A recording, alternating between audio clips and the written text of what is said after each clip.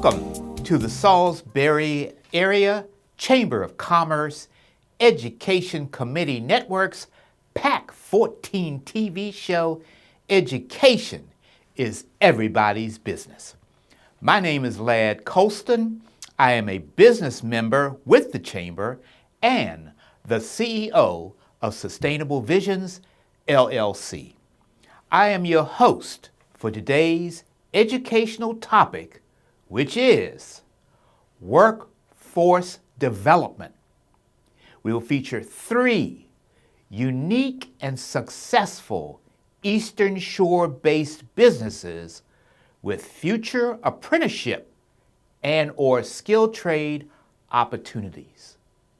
Sponsored by the Community Foundation of the Eastern Shore, Chamber CEO Bill Chambers, and our Education Committee Network members want this TV show to be a source of community awareness and knowledge of topics that impact education and workforce development here on Maryland's Lower Eastern Shore. We appreciate your listening in and providing us with your feedback on its usefulness. And please subscribe if you're viewing this show on YouTube, and a thumbs up if you like it. Some of you may not know that according to the U.S. Chamber of Commerce, Maryland has a severe workforce shortage. Maryland has only 40 workers for every 100 open jobs. Part of this labor shortage is a lack of properly trained workers, and many trade workers are nearing retirement age.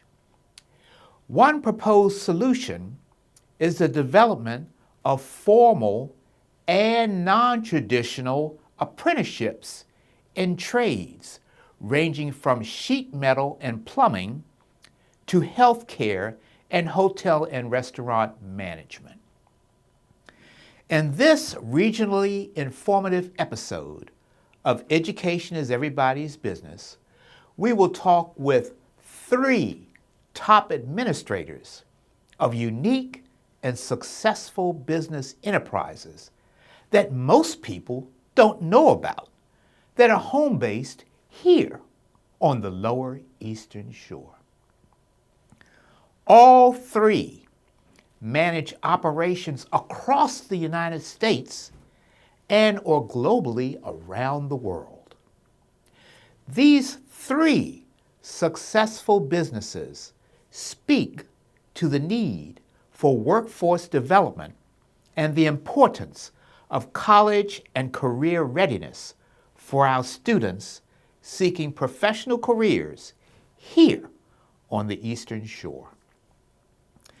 In this episode, we will have these top administrators share with us their industry, what products and services they provide, projected industry growth, and potential apprenticeship and career trade training opportunities. Note, in this global world that we currently live in, it is important that our shore students and families look beyond career paths of the past and open their minds to the innovative and lucrative career paths that are available through virtual technology and the thriving international businesses that are home-based here. Today, we will converse with Mr. Tom Powley, President and CEO of GKD USA Incorporated, producers of metal fabrics as technical weavers for industry and architectural structures such as sports stadiums, metro subway stations, and state-of-the-art community centers. We will talk with Mr. Steve McGee, President of the Chesapeake Shipbuilding Corporation, the leading designer and producer of luxury cruise ships in America, and the sole maker of American cruise ships.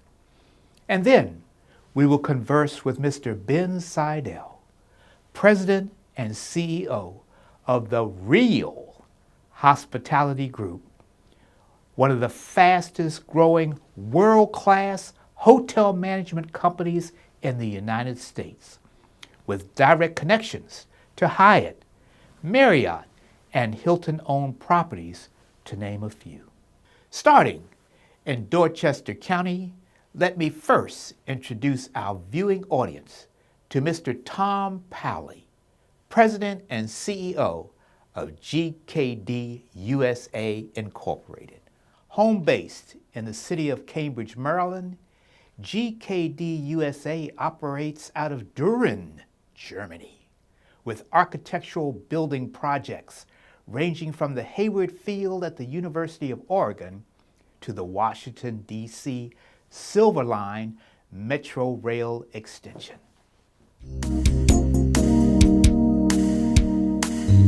Starting in Dorchester County, let me first introduce our viewing audience to Mr. Tom Powley, President and CEO of GKD USA, home-based in the city of Cambridge, Maryland.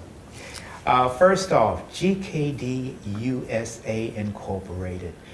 That implies a global organization. And to have you here on the shore is just amazing.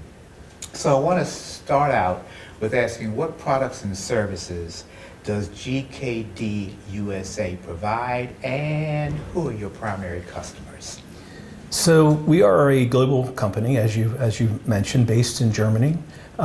This is one of 5 other manufacturing sites around the world, including India, China, South Africa, and some others. Here specifically, we focus on supplying woven metal products, predominantly stainless steel, for industry and architecture. When we talk about industry, we're talking anywhere from process conveyor belts woven out of stainless steel for making engineered wood products like OSB as an example, to woven filtration screens that are used for downhole oil extraction. And typical clientele for us would be large organizations like Halliburton, Norbord, who is an engineered wood manufacturer. And then on the architectural side, we're weaving products that are used from anywhere from floors to ceilings to walls, and once again, woven stainless steel. And in those cases, we're doing many large projects around the country and the world. So we're doing ceilings for Los Angeles International Airport. So that's a project of approximately $8 million that we're actually building, fabricating, and shipping from here to Los Angeles. That is truly phenomenal. And when you just go around the globe, India, South Africa, I'm going like, wow. Yeah. So you actually have employees here that are able to travel, if you Absolutely. will. Yeah, no, absolutely. And we provide service and installation, so many of our people require a high skill set, and not just in a trade, but also in working with people and social skills, which is extremely important. Extremely important. Yeah. So what is the history of your business? What is GKD and... Yeah, so the company was started in Germany in 1925, and that was kind of the Industrial Revolution, beginning of car manufacturing. And so up until that point, we were weaving predominantly for the paper industry, so forming of paper. And in 1925, GKD was formed specifically for weaving woven wire cloth for use in the automotive industry, so oil filters, gas filters, that type of thing. Wow, fascinating. Yes, and so the company obviously has grown. I think we now are up to right around 1,000 employees globally. Here in the U.S., we have an operation in Cambridge and then one also in Arkansas. And we have a total of 160 employees here in North America. Okay. 80 specifically here in Cambridge. So why did your company select the Lower Eastern Shore of Maryland? I was born and raised here. That's important. Yes. There's a number of reasons. First, the quality of life is really good, and being an outdoorsman and fisherman, I wouldn't want to live anywhere else. Actually, when I originally started with GKD, the company was based in Florida, And so eventually we closed the Florida location and moved here. Interesting that Dorchester County has a history of metal fabrication and welding, predominantly for agricultural and seafood industries. So we have many fabricators here that are doing miscellaneous stainless steel welding. And that's predominantly if you look at skilled trade and manufacturing, we're looking for certified welders, and that's we're able to find that pool of good qualified employees here. And that's what we're interested in. We're Yes. interested in workforce development. Yeah. And we want to make sure that we have a equivalent supply, if you will, Yeah. For the industries that are here Yeah. and are planning to come here. Well, we have here a vocational school at Cambridge South Dorchester, and we have a very close cooperation with their welding program. We support them, and we get interns from there who come here and work throughout the year. What are your predictions, if you will? I mean, we just came through COVID-19, and for many, there was a supply chain slowdown, if you will. Mm-hmm. But as COVID is disappearing, if you will, what are you predicting as future growth? Look, we have grown. When we first moved the company here, we had sales of about $2 million. Mm-hmm. And this year, between both operations, we're at $60 million. And if I look at the near term, let's just say 2024, we're predicting flat growth. So we're not expecting to see an increase in business. And that's simply because of interest rates and people just simply aren't building, and you're seeing a slowdown in consumer demand as well. Okay. Long term, stainless steel, which is predominantly what we're weaving, is, while it's mined, nickel is the primary alloy used in stainless steel. It is a durable, long-lasting material, and we're seeing a move from people being concerned about value and return on investment. So people are willing to spend more money up front for a product that lasts longer, right? Well, I just want to compliment you for being part of the Junior Achievement Inspire. We saw you there as part of their event right there, and recruiting some of the students Yes. that are involved in getting involved with this whole trade. Yeah. I guess, as you know, Maryland is going through its blueprint for Maryland's future. And within that, they're looking at students not only going to college, but also picking up trades. Yes. So as we look at GKD USA Incorporated here in Cambridge, Maryland, do you see any future, if you will, for moving towards incorporating apprenticeships or internships or skilled training for recruiting and retaining business employees in the future? No, absolutely. We're already involved in doing that. So I think we have 4 interns here at the moment, 2 in manufacturing and 2 in engineering. So a lot of our work is design work in AutoCAD and development of documentation. So we have 2 employees or 2 interns that are working in our engineering department as well. Really, the welding program at the vocational school here has been a blessing for us, in that we're able to get to kids at a very early age, and they're able to see, I can make a very good living without going to a 4-year college, right? It's so important that they get the training and get in a mindset of continuously learning.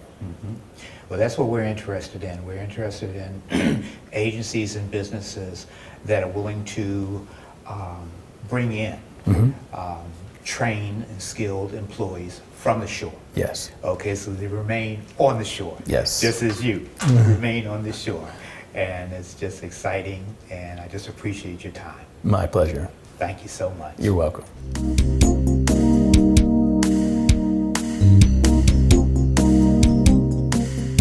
Thank you for taking the time to be on our show and sharing with our viewing audience, I guess, a brief overview of your unique and very successful business, which this is, and share some of your products and services, as well as what trades or skilled professions you employ or may be seeking to employ in the future.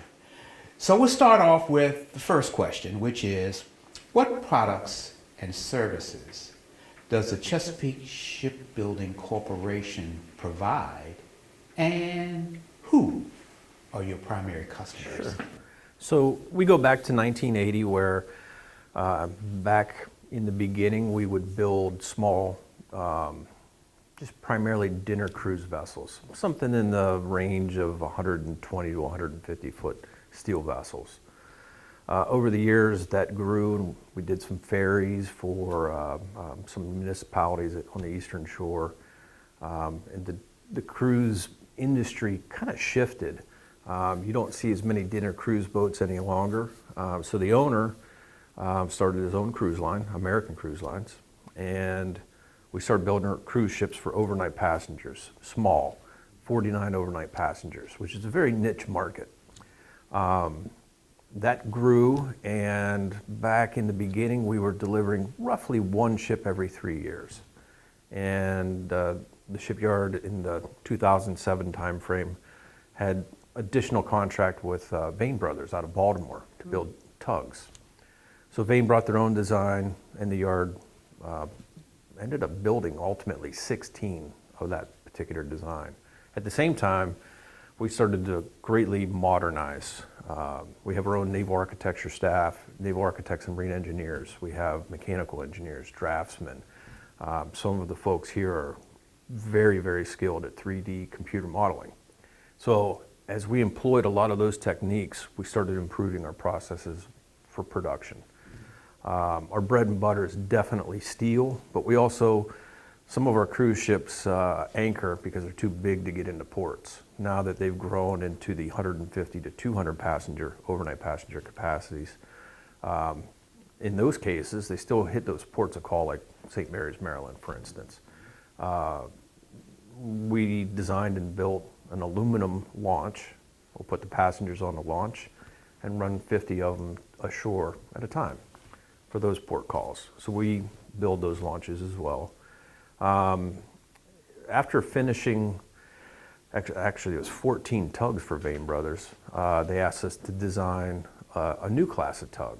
The market changed, and so we designed what ultimately became the Salisbury class of tugboat. 3,000 horsepower, 94 feet long.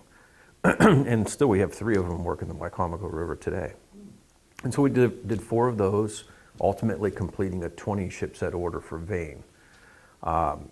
Once that wrapped up, we've significantly increased our cruise ship construction. So back when it was 1 boat every 3 years, now we're delivering 3 cruise ships per year. And these cruise ships range from the current ones that we have under contract, 241 feet to 330 feet. And the other thing that's happened is the taste of the clientele has changed. So we've had to up our game on fit and finish, and the interiors are pretty nice compared to what they were back in the day. So that's primarily what we do, is we design and build cruise ships for American Cruise Lines. But we do the whole design in-house. Most of the work that is done on the vessel, almost in its entirety, is employees of the shipyard. We do have subcontractors with a sizable, roughly 60 people, will come in and do some of the carpeting, the ceilings, the wall coverings, things that make up what's called a joiner package. We also have HVAC contractors and some sheet metal contractors and a carpenter that's local that do work for us as well.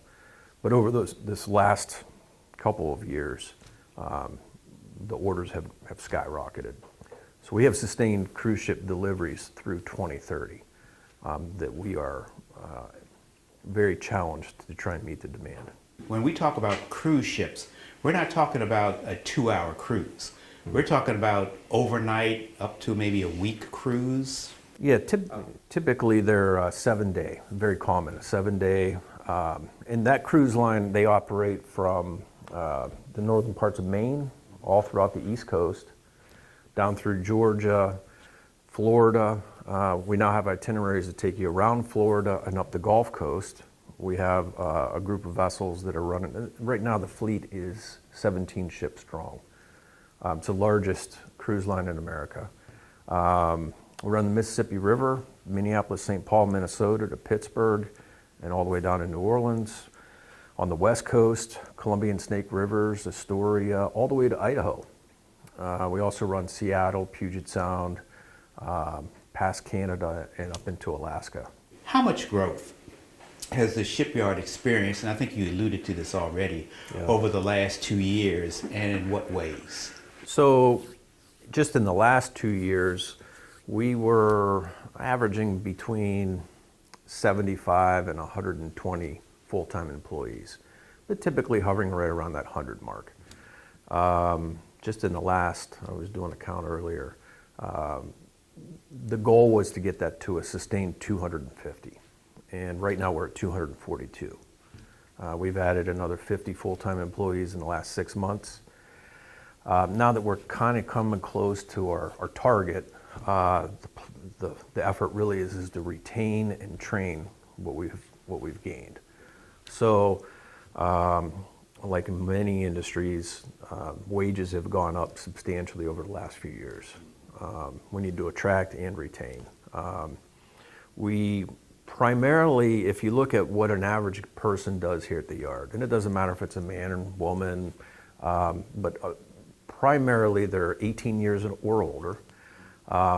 We do allow some high school kids on a very limited basis that are in a tech program, for instance, but very, very few, because we do have some limitations that what we're allowed to do because of it's a fairly dangerous environment. It's dirty, hard work.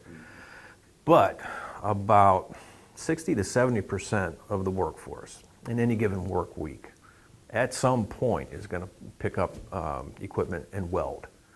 So welding steel together is a baseline, very common trade, or very common skill in any given trade. And the trades that we have here, we have ship fitters, and what those are is metal fabricators. We have CNC operators that now we've got modernized equipment that we didn't have a year ago, where we can cut and burn and scribe 10-foot by 40-foot sheets of steel, upwards of several inches thick. We can mobily move them around the yard with magnets. We can bend and brake with a 250-ton press brake. We have a lot of plasma torches. We have a lot of MIG guns. We have a lot of different assemblies of equipment to be more efficient in how we construct. So when you get into, after the metal's been fabricated, it needs to be erected. After it's erected, it starts being outfitted, and that's where we have people that have skills in machining, running pipe, welding pipe, plumbers. We have master plumbers here, we have journeymen, and then of course electrical. Any given ship we have somewhere on the tune of miles of just various kinds of cable. We have system engineers that are doing IT related things. You get into paint, and when we paint, it's not like painting your house. This kind of paint takes a great deal of skill, so very technical in that regard. We have a large number of laborers, security force, people for receiving and shipping. We've opened up a 2,400 or 24,000 square foot warehouse nearby that we started leasing last year. So we've had to man that, a lot of equipment operators, and I'm sure I'm missing other trades and skills. No, this is fantastic. And as you're covering some of the area that I wanted to talk about, the state of Maryland, we're focused on this blueprint for Maryland's future. And the whole focus is to get students to take on career readiness and career planning and preparation. And we're looking at the shore specifically. The students here on the shore, many of them, they take on professional careers and then they leave. They don't stay. So we're looking at industry that might pertain directly to shore students who want to stay here, okay? And they're currently looking at one of the elements of the blueprint, which is apprenticeships, okay, and internships and skilled training. So I wanted to kind of find out from standpoint of Chesapeake Shipbuilding moving forward, do you see any vision for actually Yeah, so incorporating those for things? us, as we've done this massive growth over the last couple of years, the future growth I would like to create, which we do not have right now, is an apprenticeship style program. What we're doing is we're finding a great deal of success with programs at Warwick, and they have a new building. Those students that graduate from those programs, they far outperform people that just walk in off the street. They teach them the right skills, the right work ethic. So we've had a great deal of success over the years with that particular program. And we do reach out to some of the local trade schools, whether it's in Delaware, here in the Maryland area. We do a lot of recruiting down actually in the Hampton Roads area. But we've had a lot of success with some of the programs here between just where we're at here in Salisbury and on up through Delaware, and all the different tech schools and trade schools, high schools that have good programs. Some of those students are successful, and you know, this is a career. This isn't a job. Right. That we're looking for people that come here and work decades, and we have a lot of those folks. I've got a number of people that have over 20 years working for us now. Wow. I think that's what we want to hear. I think our viewing audience, especially these parents who have kids now in school and they're looking at careers and which ones are stable, and how they can remain and grow here on the shore. And I think Chesapeake Shipbuilding provides that opportunity for those who are serious, okay, and want to do well. And I'd like to say on behalf of the Chamber and our Education Committee Network, best wishes to you. Thank you very much. I wish you the best. Thank you.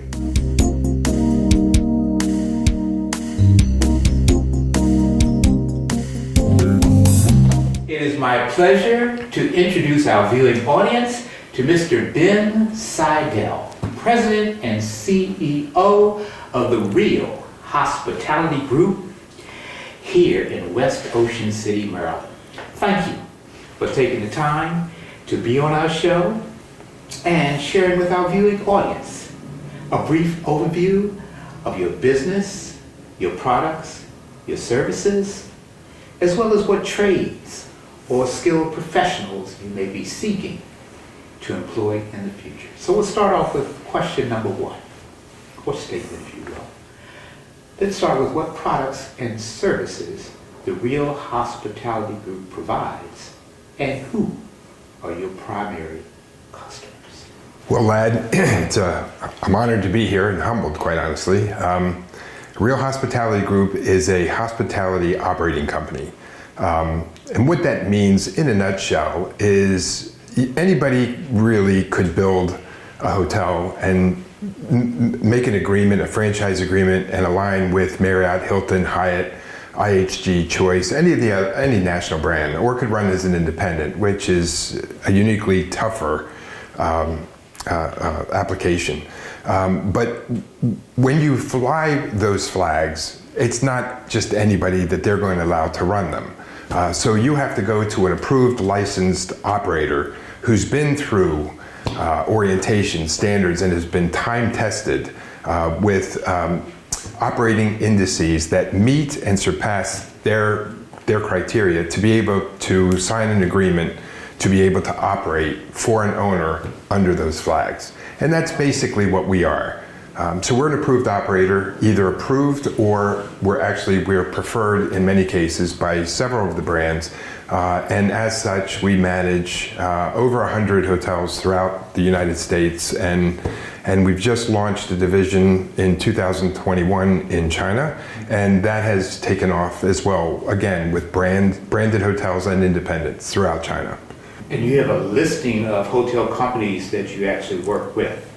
We work with mostly the domestic brands, the ones I just mentioned, but we also work with foreign brands, like Far East, for example, brands that aren't typically known here in the United States, but are international brands that maybe have a hotel here in the United States, mostly in New York City, where we'll operate those hotels for them as their U.S.-based hotel operator. So what is the history of your business, and why did your company select the Lower Eastern Shore of Maryland as your home base? I've been in the industry my entire career, and my father was located here. This is where my family's from. Unfortunately, prior to starting the company, my father became ill, and we basically had no choice but to move down here to help support him in his end of life challenges. While here, this became home. Where's better to live than with the beach and within 2 hours mountains in any major city? So we chose to stay here, and I founded Real Hospitality Group with a partner of mine that I'd worked with in the past, and we decided to be based here. But that's because our original ethos was to stay small, be a boutique operator of high-end hotels, and that's kind of not what ended up happening. You know, lad, what I learned early on is relationships truly matter. And when we carried our professional career as honest, very candid and transparent people, people don't forget that. And they remember you when you're gone from their everyday touch and feel in operating their hotels.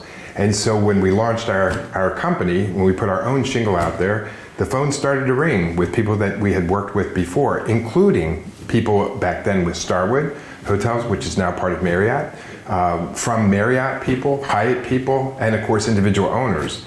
So if that wasn't humbling enough, signing their contract to begin managing hotels, and of all places, New York City, and here on the Eastern Shore and kind of in between, you kind of had to pinch myself with the level of success, but it's all based on the fact that relationships were strong. We're very ethical and above board operators, and it was a learning curve for me that people truly do respect that. Well, they definitely respect you. There's no question about it. And I am just awestruck just walking around in the offices here and just see the number of awards that your company has been rewarded with. I mean, you are without question one of the top companies in the United States of America, and it's reflective by the awards that you've been given and the respect that you have in the hotel and management industry. So, for the viewing audience here, what is your company's relationship with these hotel companies? Or what do you actually provide to them? Many of our viewing audience have been to Hyatt hotels, they've been to Marriott, they've been to Hilton. So what is the relationship between Real Hospitality Group and these companies? That's a very good question, lad, because most people don't realize that Marriott, Hyatt, Hilton, IHG, Choice, Wyndham, they don't own anything. All they own is the brand. It's people like you and I that own these hotels, or people like the guy across the street. But as I said in my opening remarks, not just anybody can be approved to come in, especially without any experience, and think you're going to run a Marriott branded property or a Hyatt branded property. You're going to have to go out and find somebody, either the brand who will manage it directly, or a third party operator that works under the brand's standards compliance. And for that, the opportunity that we bring to the table is they're shorter term contracts, they're more easily terminated, and so that means that our financial performance, our quality index and quality performance has to be there because our contracts are short term, and like I said earlier, they can be terminated fairly easily. So kind of you're only as good as your last profit and loss statement is truer in the third party space than when you contract with a brand who would manage it directly. But then you're engaging yourself for a 20-year commitment that is very, very difficult to terminate if the relationship isn't there. Wow. So it's kind of, we operate within owner equity, within brand compliance, versus a brand that's managing it with more of a brand equity within owner contract compliance. Okay. So our focus is definitely on the owner, with combining the priorities of the brand, the lender, the owner, That's our job, is to coordinate, because everybody's priorities are slightly different, and it's our job as the operator to make sure that they all come together so that everybody's priorities are met. Well, as we enter into this blueprint for Maryland's future, I'm not sure if you're familiar with that, there's this focus on career readiness, college and career readiness for many of our students across the shore and across the state. So my question is, as we look to grow, and I think the key word is apprenticeships and skilled trade opportunities for these shore students and for those across the state, does your company have any future plans or even currently providing apprenticeships, internships, or skilled training for students that may be interested in working in the hotel and hospitality industry? The answer to that is yes. And as an ex-teacher myself, college-educated music educator by formal education, we've gone on to receive graduate degrees, obviously, but we definitely put a focus on a tutorial, if you will, management style. We try and hire leaders that are stronger than even us ourselves to excel our company. But for those that are coming in that are new to the workforce, you could say that we jump in with both feet. And when I say that, the University of West Virginia, I serve as the chair of the advisory board for their School of Hospitality. We participated in the University of Maryland and university system through University of Maryland Eastern Shore's hospitality program. Even during the pandemic, when they were short-staffed, actually picking up classes and teaching. I frequently guest speak there. In fact, two people in our office, myself included, were honored with an honorary PhD from the University of Maryland for the efforts that we put forth. Quite honestly, I'm not sure that we even deserve that, but it sure is humbling to get that. We, one of the first companies to join with the American Hotel and Lodging Association when they created the Hospitality Apprenticeship Program, which is subsidized with federal dollars. We were an early adopter for that and actually helped draft the original training program and the criteria for that. And in addition to that, we entertain and host college interns. We pay college interns fair wage through their summer internship program with a complete, organized, step-by-step disciplinary, each discipline exposure to college interns in both our New York office and our Ocean City, Maryland office here. So it's really neat to have those folks that are up and coming in our industry. And quite honestly, if you look at the gray hair, it's obviously time that folks in my category take the responsibility of turning what we know over to the next generation of leaders that will assume leadership in our industry. Continuity is key. Yes, it is. And I do believe it's a responsibility that we all have when we get into senior leadership positions. And I think generally we do a pretty good job as a generation of doing that, but I don't think you can ever do enough. Are there any particular majors that there is a need in the industry for that they may want to consider? Yeah, that's an extremely deep question. To unpack that, I would say that a school of business, a school of accounting, a school of finance, even the school of law, school of marketing, in the hotel industry, in our office just as one. But to even accentuate that, if you look at the major brands, I mean, the folks that work within our four walls here, you have human resource professionals, you have legal professionals, lawyers that work for us, CPAs from accounting that work for us, digital marketing people, social media people, sales people. I mean, they come from all disciplines within any school of business, school of law, many schools throughout our universities and colleges, not just the hospitality program. But a graduate from the hospitality program generally, given the criteria or the curriculums in those schools, enable folks that graduate there to immediately go into management positions, albeit maybe junior management positions, and avoid the trek that I took. I mentioned earlier I was a music educator. I worked my way through college as a banquet houseman at a hotel and then a front desk clerk. And over the course of 7 years, got my first supervisory position, and then there the next 20 years to get to a position of senior leadership. That could get, and once you're there, you're well over six figures in this industry. So the theory of being a low-paid industry, those days are long gone. So a college graduate that comes out of school, we have One lady, one woman that is working with us, it was a huge success, was a class valedictorian, is already at $90,000. She's in her second year here with us. So there's good careers that come out of the School of Hospitality across not just Maryland schools, but really across the nation. Fantastic. I can't thank you enough. Appreciate your time, your insight, and the plug to University of Maryland Eastern Shore. Go Hawks. And for the students that may be interested in really looking at and examining the worth and value of going into the hospitality industry. It's a great program there. Without question. Wishing you the best. Thank you, Lad. Always. Pleasure to be here. Well, this brings us to a close for Year 2, Episode 3. Please tune in for our next episode where we will feature the educational topic, the disability community, opportunities, barriers, and success stories. Until then, remember, education is everybody's business.